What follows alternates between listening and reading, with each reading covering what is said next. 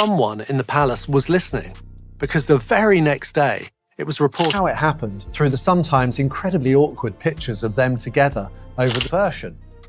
And I think he also thought it would help sort of redeem it. Okay, so get this. After years of royal drama, whispered feuds, and non-stop speculation, the palace has finally done what everyone's been waiting for. Harry and Meghan have officially been cut off. Yep, you heard that right.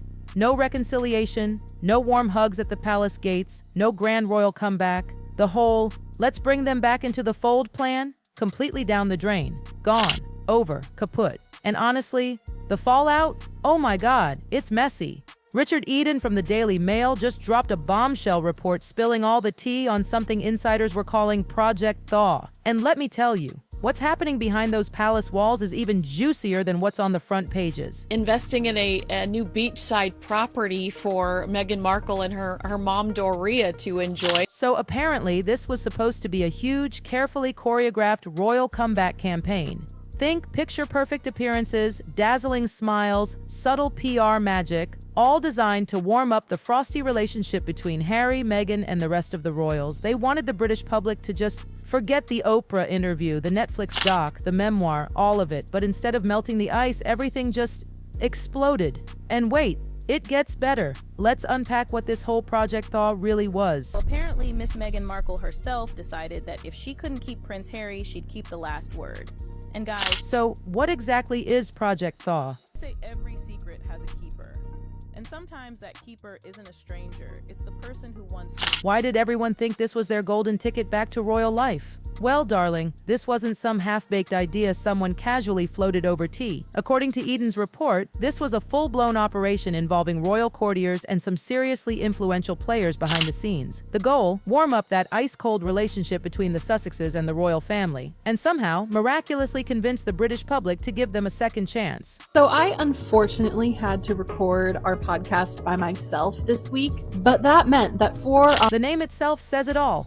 Thaw. Because let's be real, after all those explosive interviews, revealing books, and public feuds, the relationship between Harry and Meghan and the rest of the firm wasn't just strained, it was frozen solid. We're talking Arctic winter levels of cold. No communication, no trust, no way forward, so someone somewhere decided, okay, let's stage a royal rehab campaign. The mission? Show the world a different Meghan and Harry. Make people forget about the Oprah interview. Meghan Markle files for divorce from Prince Harry.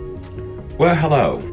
I want to talk to you a bit about that. Make them move past the Netflix saga. Overlook that tell-all memoir that dragged the monarchy through the mud. And it all started with some very sneaky PR strategies. Strategic appearances, friendly media leaks, and a soft, sugary drip of reconciliation stories. And get this, friends of the couple were already whispering about how Meghan might return to Britain before the year's end, allegedly with humble pie. Like she'd stroll back into the palace with an "I'm sorry" and everything would be magically okay again.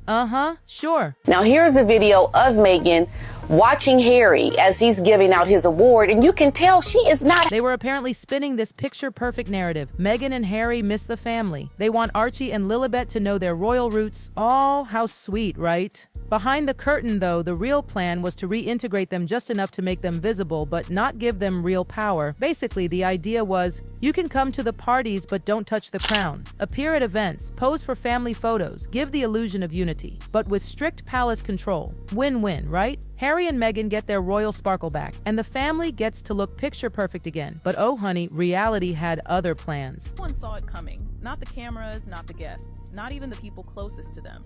Because now, behind closed doors... Then came Meghan's little Paris Fashion Week appearance. And no, that wasn't just a chic girls trip, that was the opening move. She walked in polished to perfection, rubbing elbows with Anna Wintour and high society's creme de la creme. The message was loud and clear. I still have star power. Those photos were everywhere. Magazines, social media, gossip columns. Oh damn, all over the place. Meghan Markle is making a new royal bid. Arians of the year. Insiders spilled that this wasn't casual at all. It was a calculated PR play. They figured if Meghan could charm Europe's elite first, maybe, just maybe, she could win Britain back second. Paris, after all, isn't weighed down by royal baggage. The fashion world doesn't care about Oprah, they care about glamour, darling. Chaos chaos wrapped in couture, darling. Picture this. A Manhattan penthouse suite so packed with tension, even the perfume and the whispers were deafening. This was all part of the master plan. Project Thaw's warm-up act. Get Meghan embraced by Europe's elite, make her look like a beloved it girl again, and slowly ease her back into Britain's good graces. Every photo op, every outfit, every perfectly timed appearance, all of it carefully staged to say, look, she's thriving. She's not canceled. Our online didn't just wake up and know which brand of medication Harry's been using. Someone had to drop that info. And if Anna Wintour's giving her attention, why shouldn't Britain? She was still relevant, still powerful, still someone. But the fairy tale comeback didn't go as planned. Reality, cold and unforgiving, was waiting with numbers that crushed their hopes. The polling came in, and yikes, Meghan and Harry were scraping the bottom of the popularity barrel in the UK. The only person with lower ratings? Prince Andrew. And let's be honest, being less popular than him is a PR nightmare of its own. People weren't just indifferent to Harry and Meghan, they were actively against them. And it wasn't a gentle maybe, it was a resounding nope. The public didn't want reconciliation. They wanted action, stripping titles, drawing lines, setting boundaries. The numbers were so devastating that any comeback plan felt like a bad joke. And the worst part? These weren't leftover Oprah backlash numbers. These were fresh, current, after all the image rehab efforts. Even the people of Sussex, yes, the county their titles come from, are starting to roll their eyes like, why do they even have our name? They haven't been there in ages, haven't shown up for local events, haven't done anything remotely Duke or Duchessy. They're living it up in Montecito while Sussex locals are left with titles that feel like decorative name tags, no presence, no connection, just glossy California PR photos. The palace could stage as many photo ops as it wanted, but when your approval ratings are in free fall and even your title region is side-eyeing you, that's a pretty clear message. Behind closed doors, things were getting icy. And not in the let's thaw this out way. Word is King Charles has given the green light for a total freeze-out. No trial separation, no cooling off phase. We're talking door slammed, bolted, and sealed. Charles didn't make this call lightly. It's his son, after all. But apparently, he's accepted that some bridges can't be rebuilt. And William? Oh, he's reportedly even firmer. His stance is said to be locked in. Like, future throne locked in. There's talk he's already put things in motion for some serious title decisions down the line. Harry? He's furious, like red-faced, pacing the room furious. But the palace? Unbothered? Okay, so remember those stories floating around about Meghan maybe coming back to the UK before the year's over? All humble and apologetic? Yeah, insiders are laughing at that now. Apparently those fairy tale rumors were pure fantasy. The palace wasn't buying it and the royal family wasn't even entertaining the idea. The truth. Those reconciliation stories weren't coming from Buckingham. Nope, they were coming from friends of the California couple. People spinning their own wishful thinking, trying to manifest a comeback that was never going to happen. It's like writing fan fiction about your own royal fairy tale while the real story has already ended. Then came the big misstep that made everything worse. Remember Meghan's Paris trip?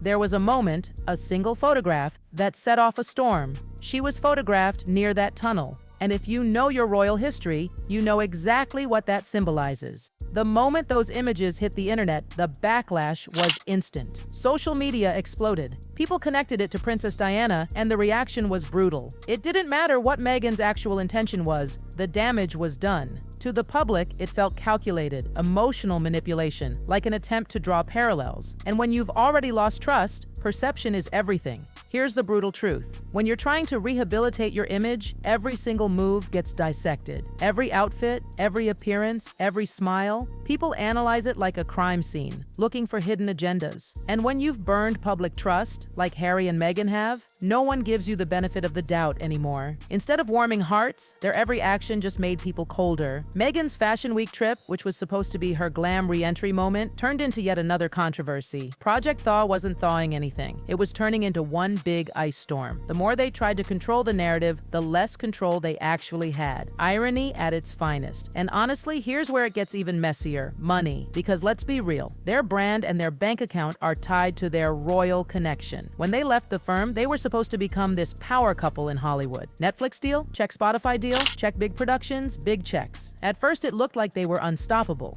But then, the shine wore off. The projects weren't exactly smashing records. The hype started fading. The industry got cautious. Because without that royal connection, Harry and Meghan are just another celebrity couple in a crowded field of fame chasers. Hollywood isn't in love with them. It's in love with the royal tea they can spill. And once that well runs dry, well, so does the spotlight. For Harry and Meghan, Project Thaw wasn't just about family. It was about brand survival. A royal reunion would have instantly boosted their market value. New content, new attention, new headlines. They could milk the healing storyline for documentaries, interviews, and exclusive deals. But being frozen out, that's brand death in slow motion. Their biggest asset, the royal tie, loses value every single day they stay cut off.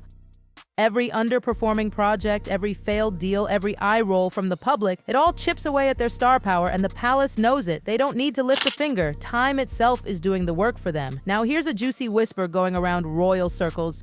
The "what if Harry came back alone" scenario. Some insiders say if Harry ever returned solo, no Meghan, just him, the family might consider letting him back. But not as a working royal. More like the quiet background figure, a grace and favor house, the occasional private event, no public role. Basically, you can sit at the back but don't touch the microphone. But let's be honest, that's not Harry's vibe. This man literally wrote a book dragging the institution. He's done interviews, documentaries, podcasts, you name it. Silence isn't exactly his brand. And Meghan, her entire California empire is intertwined with that royal image. Untangling all of that would be a disaster. Here's the thing most people don't get. The royal family isn't thinking about tomorrow's headlines. They're thinking about the next 100 years. While Harry and Meghan are chasing the next interview, the next deal, the next Netflix slot, the monarchy is playing the long game. That's why Charles and William drew a hard line. If they welcomed Harry and Meghan back after everything, they'd be telling future generations, trash the family, monetize it, and still get a seat at the table.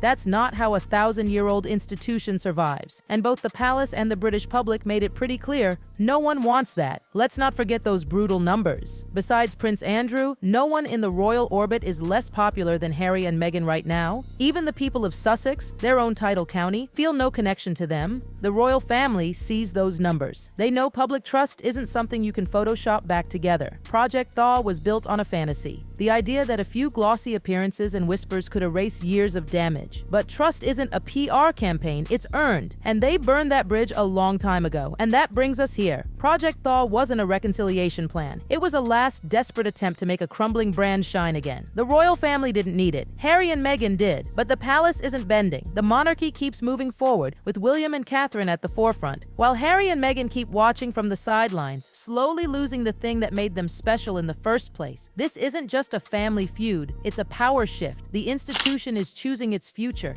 and it doesn't include them. The door isn't just closed, it's locked, sealed, bolted, and maybe it was always going to end this way.